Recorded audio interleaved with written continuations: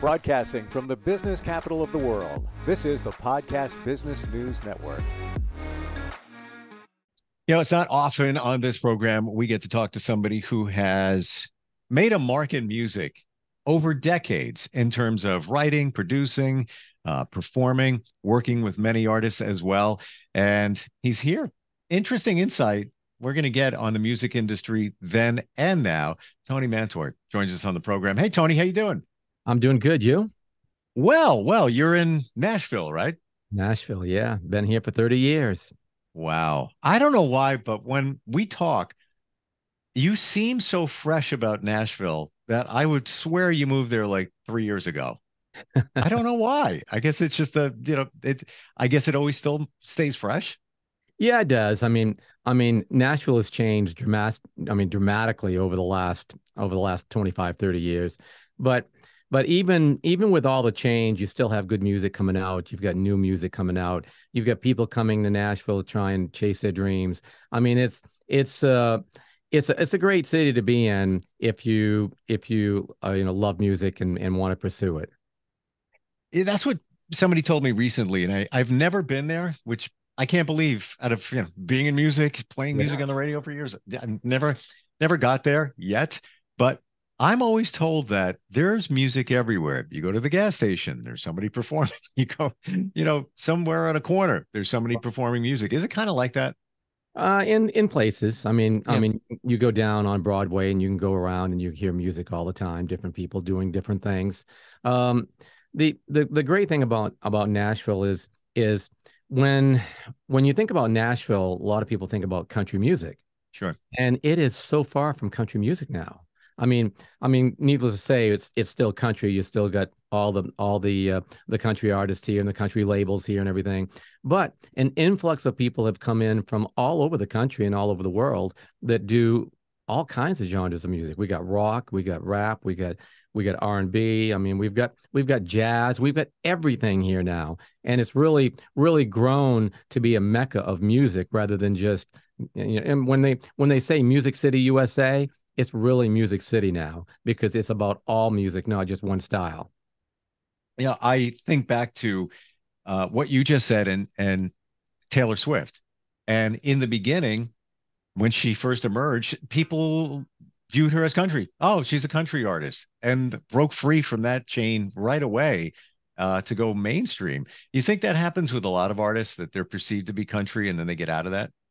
Well, in some cases, but country has changed too. I mean, you think back like, in the 80s and the 90s, country, sure. In the 70s, I mean, you had George Jones, Tammy Wynette, Loretta Lynn. You had all the iconic stars of country. And to a lot of fans that hear the new country, I mean, even when I remember when the 90s came out and they started having country more on the pop side, a little rock to it. Yep. People were saying, that's not country, that's not country. And then we got into the 2000s and then 2000, in the 2010 through 2020. And now we're into this where country music has evolved in such a way that it doesn't even come close to what the founders of country music was. Yeah. It's still what you hear on country radio, and it's still good music.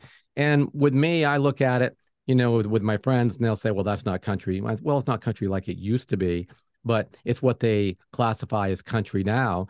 So you kind of have to go and they have to kind of earmark it a little bit and say, okay, this is today's country and here's traditional country. The only difference is traditional country now, you don't hear on the radio unless it's an oldie station, so you have somebody that comes out that wants to be more on the traditional side. It's harder for them to break through and make it into today's country, even though some have done it slightly, but they just haven't gotten that major impact. And like when you bring up Taylor Swift, when she started out, I mean, that was like 2005, somewhere in that range of every time.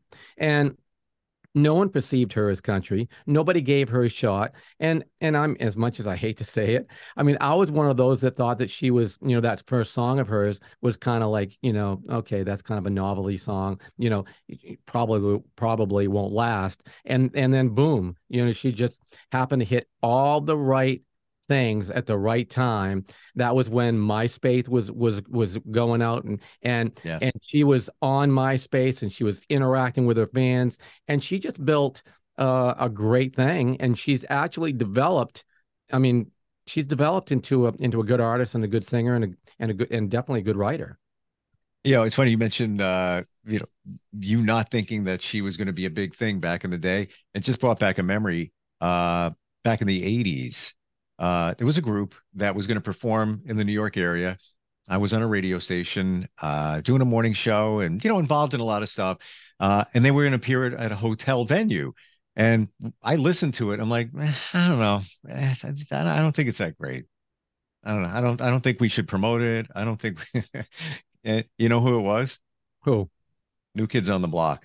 It Yeah. was like, whoops, almost blew that one. But yeah, they came in, they performed, and everything was great. But when I first heard it, I'm like, it's a boy band thing. Well, how is that even going to get that?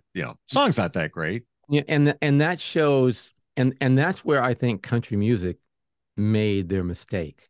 Because back in those times, the 80s, the 90s, you had major labels out there that would actually develop people.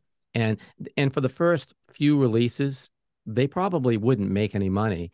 But then as they built and developed that artist, they started making money, they started doing well, and everything was good. And then you fast forward a few years, and you got Achy Breaky Heart, and you got songs like that. And they started gearing themselves toward the teenagers that wanted to make country cool to the teenagers.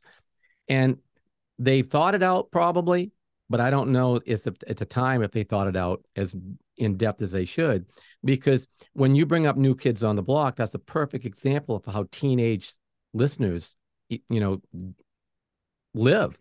Because in a period of a year, you had what? NSYNC, New Kids on the Block, and what was the other? Backstreet Boys. Backstreet Boys, Yeah, right. if you fast forward a little bit, yeah. Yeah. So you had 3 boy bands, and each time the new boy band came out, the other boy band kind of got pushed off to the side. And it wasn't like what you did for me yesterday. It's what are you doing for me right now? Yeah. And right now, Backstreet Boys are cool, whereas NSYNC wasn't. So that happened in country. All of a sudden, they started putting out all these fast cuts and these sound-alikes, and you started getting big sales. But then all of a sudden, 6 months later, 8 months later, the new one comes out, and they push the other one aside. And the labels, how they used to develop and stand behind their artists, now started not being so loyal to their artists, and if they were loyal to the buck, because they had to keep they kind of dug themselves into a little trap there. Yeah, it's funny you mention NSYNC, because Lance Bass just said the other day that we didn't become rich, we just became famous. Yes. Yeah, and it's because the producer, no longer with us, according to them, just took all the money. Yeah. Right. Yeah. And unfortunately, I mean, that's happened, a lot. I mean, I know, several different R&B singers and Motown singers that they're today, they struggle to get by and they had some of the biggest hits of all time. And because they just didn't have really good management, or they had good management, but they were good for the management, but not for them, and the money filtered in other places. Wow. Yeah, I can't imagine that, somebody being so creative, and they probably don't have the skills to watch the management side, but you think that somebody's got your back. We're in this together until the money goes away. Yeah. And it's sad too. Yeah. Oh man. If you look at your music, what you've produced, what you produce for others, all of that, is there a genre that you'd say is kind of you? Would you say it's mostly country? Would you say it's a little more on the pop side? If you had to look at overall, what do you think it would be? Well, when I first moved to Nashville, because I went to Berklee College of Music in Boston, so I was big in the blues and jazz, and because I was pop singer, back when I had my band and everything. So when I moved to Nashville, because it was a good place to be. It wasn't New York, it wasn't LA. It was more country. But the more that I had a few people that were friends of mine that had done some big things in Nashville, and they helped me with whatever I needed help with. But for the longest time, I struggled in getting productions because nobody knew me, and then all of a sudden I started getting a few productions, and I started getting recognized by the labels and the major publishers, and I started getting more productions on country. And then I would have a few people that wanted to go on that pop side, and I would try and get some productions there. I could not buy a pop production because everything they heard that I was doing was country. And then slowly I wound up working with an American Idol.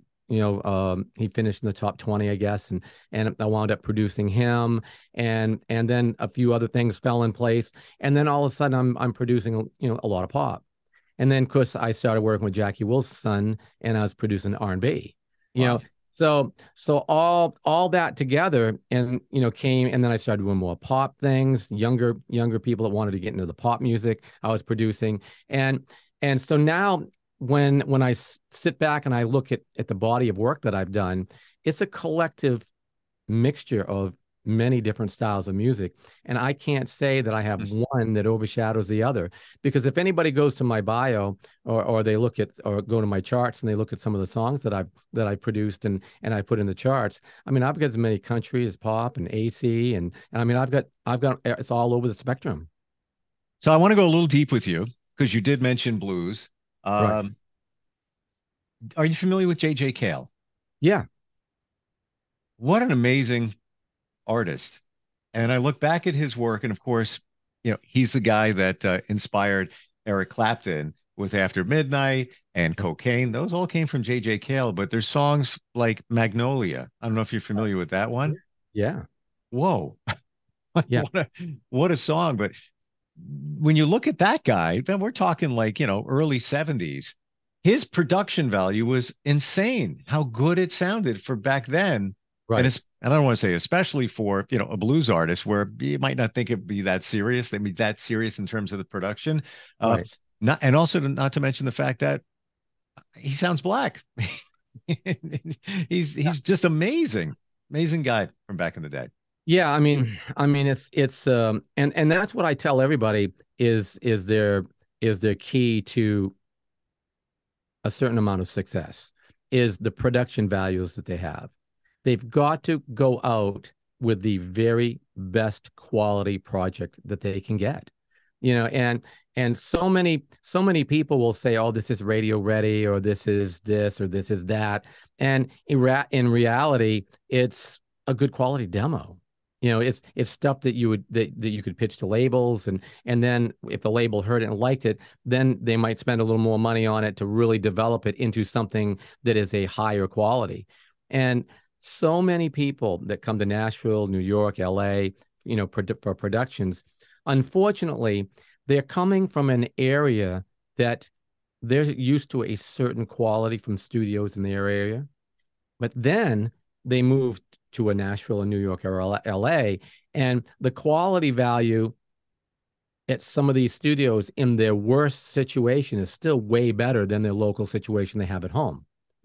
They hear all this great production values. They go, "Oh, wow, listen to this. This is going to be a huge monster hit," when in reality, it's just good enough to get by to pitch to somebody to get something better. And Do you that's where feel people have to really watch it and listen. well, with today's technology, literally light years ahead of even 10 years ago, do you think it's really good? But if, let's say somebody wants to do their own recording and they got some decent, outboard equipment, computer equipment, plugins, all of that. Do you think it doesn't even come close to being in a real studio? No, I mean, you can have some people that will put together a really high quality project but for the most people, 90 9 out of 10, 99 out of 100, chances are they're not going to get that high-end quality that they would get by going into a studio. Because when you go into a studio, if you've got the musicians there and you've got a producer that knows what he's doing, a good engineer, and of course a good studio, then you've got that collaboration that can happen. Because when I take and bring in a singer and I put 5, 6 players in the studio with them, those 5 or 6 players, they played on some of the biggest hits that come out of Nashville. So because of that, they kind of have a production in their mind, a producer mentality. So when they know that something's going for radio, they're going to dig to get that high-end quality. I mean, I don't know how many times I've had a player in my studio working on a session, and they'll say, I got to do it one more time. I can do better. And we'll all be listening to him and going, there's no possible way that he can do that better. I mean, this is just tremendous. And then he'll blow us away because he'll do something better. Wow. So that's the benefit of having a studio and a mixture of people that have just done projects on the highest level. You get that kind of quality if you get the producer that will push him to get that. Even when I think back, Tony, and I'm like you in terms of the audio, it's got to be primo. Right. I think back to some of the recordings over the years, and take the 70s and early 80s for Boston. Right. That they were ahead of their time in terms of production. Now, albeit, the couple of the guys in the band were perfectionists, and it would take them, 5 years to do stuff. Absolutely. Yeah. Yeah. They were great. And now to go to the opposite end of that, Go. Some of the biggest hits out of the 50s, 60s, and 70s were, you listen to it, the piano was out of tune. Guitar player maybe one of his strings were out of tune. You'd hear different flaws in it, but sometimes it was those flaws that you listen to and it's like, oh man, that is so sweet. Yeah. That you can't do. You could go and make it perfect, but then you've made it too good. Yeah. Absolutely. And that being said, with digital technology, is it too pure? Is it too clean overall in your estimation? Yeah, because I've always felt that you got to play it from the heart. I mean, when I went to Berkeley, I had a professor that it was improv teacher, and we were playing some things, and we were trying to make it as perfect as we could. And he goes, you can have technique up the yin yang, but if you don't have the heart, you've got nothing. And I've lived with that my whole life, because he was so right. Because you can have that perfection, that technique down, and you can play everything perfect, but if it doesn't have that inner soul, that portrays that you're really living and feeling this, then you've lost it all.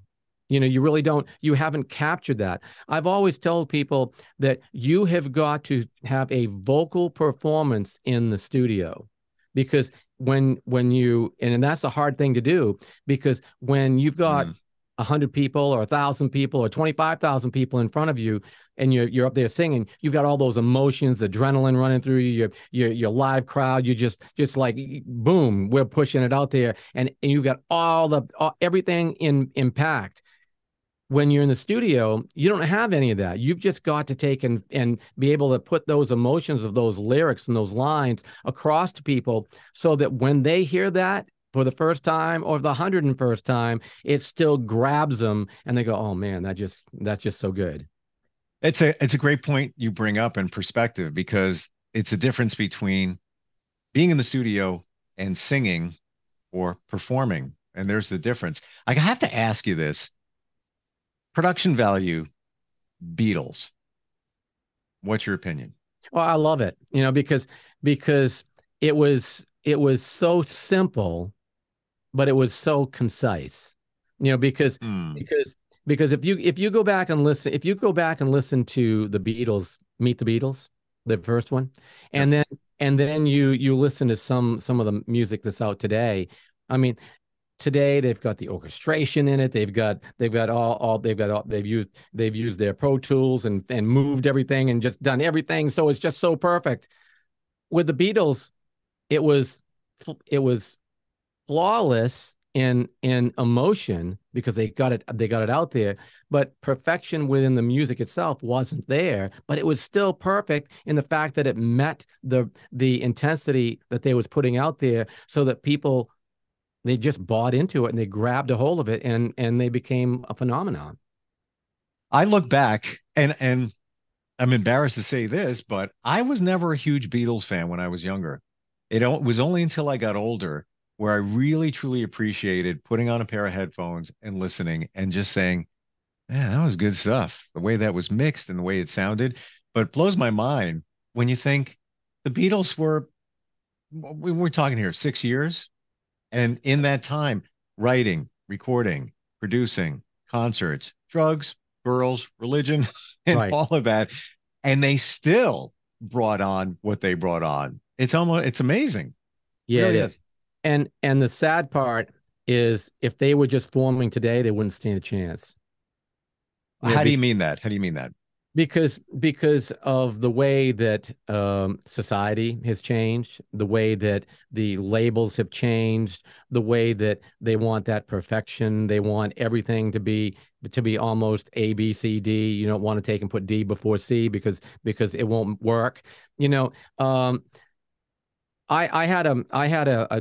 was thinking about going to a local college in my state, and you had to pass. In that, I wanted to be music, but I had to take. It was almost like going to high school. I had to take English and geometry and all these other different things where I wanted to be a musician, and the counselor at the college says to me, he goes, "You could be the next Beethoven. We still wouldn't take you." Wow. Yeah, because if you can't take and get grades in speaking or all these Sure. other things, then you can't do it, and you wouldn't even actually start on your major until your sophomore year. I'm Yeah. going, well, guess what? I said, I'm not going there, because I didn't want to take, and I mean, I can understand, fast forward to now, why taking speaking and speech lessons and all that, and public speaking, that would be good, because sometimes when you're in music or doing some things, you're going to do some public speaking, and if it fits, that's great. But to make that a prerequisite that you've got to take that in order to be a musician, they're just losing the focus. It's not about the music. Same thing with some students who are great athletes. Right. And if they don't have good grades, oh, well, that's it. You could have had a career as an amazing pro football player, but, your grades are lame. It's not going to happen for you. Exactly. In the couple of minutes we have left, you have a really, really beautiful project that you're working on to create autism awareness. Tell us about that, Tony. Well, the very cool part about this is it started out as something to do to help bring attention to people that needed attention. And I really thought it would probably last 5 or 6 months, because it seems like every time that I do a promotion to help a charity or certain people that need help or whatever, it's got a kind of like a time stamp on it that it's going to last a certain amount of time, and then it's going to Sure. go away. You move on to your next one. This one has been completely different. I've been working on this for over a year now, and I just released the video 5.5 months ago. And in that period of time, just so many things have opened up to me. I've got people calling me, and wanting to be part of it, and how can I do this? So I'm working on 2 things right now, actually 3 things. One of them is a new video for, I have Why Not Me Nashville. I'm going to do Why Not Me the World, because I've had so many people from around the world that want to give me short video clips or pictures and be part of the project. So I'm working on that. I'm actually working on another podcast. It's going to be called Why Not Me the World, because I've got people from all over the world that want to tell me their story.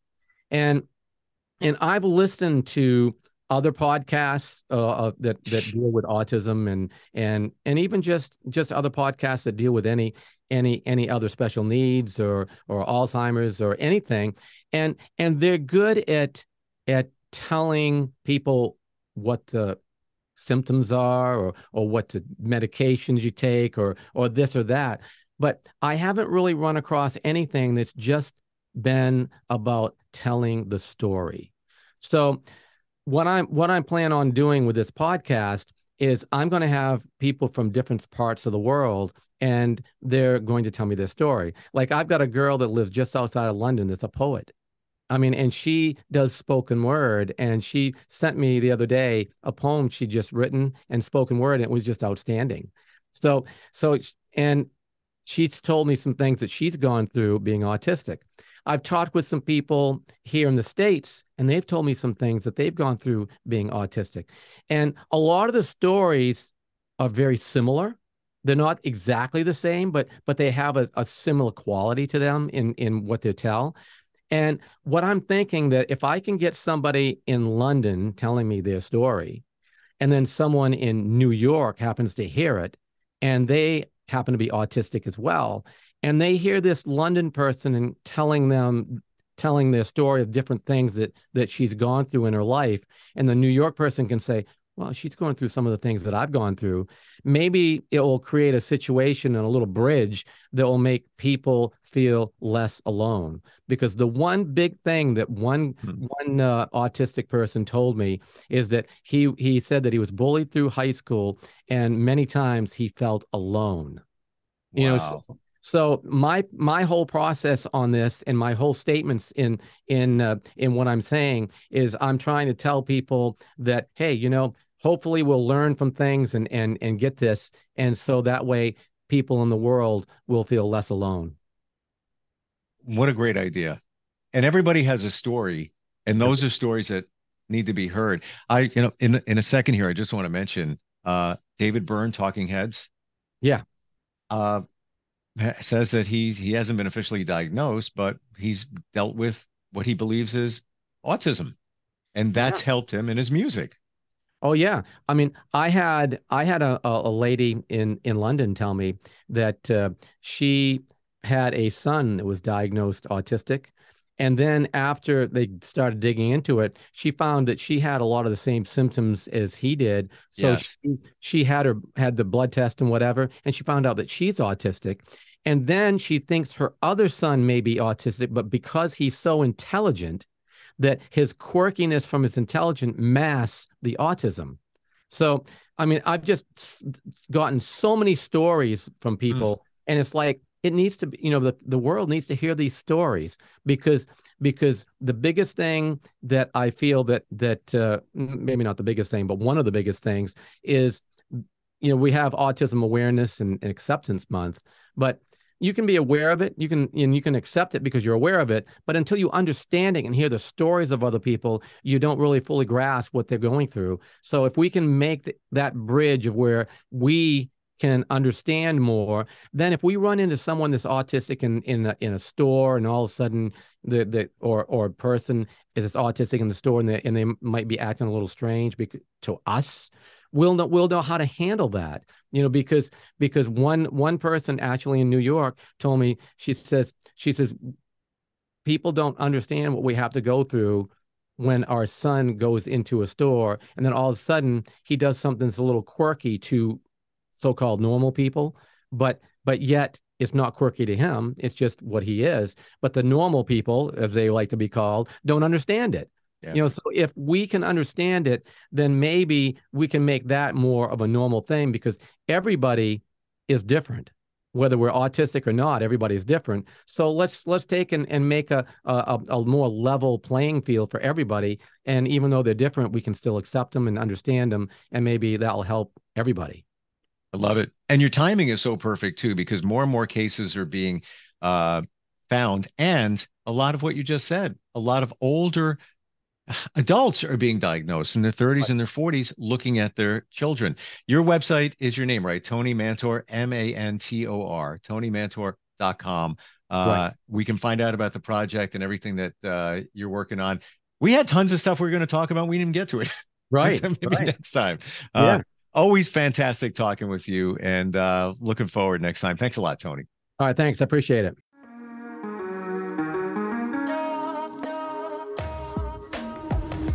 Broadcasting from the business capital of the world, this is the Podcast Business News Network.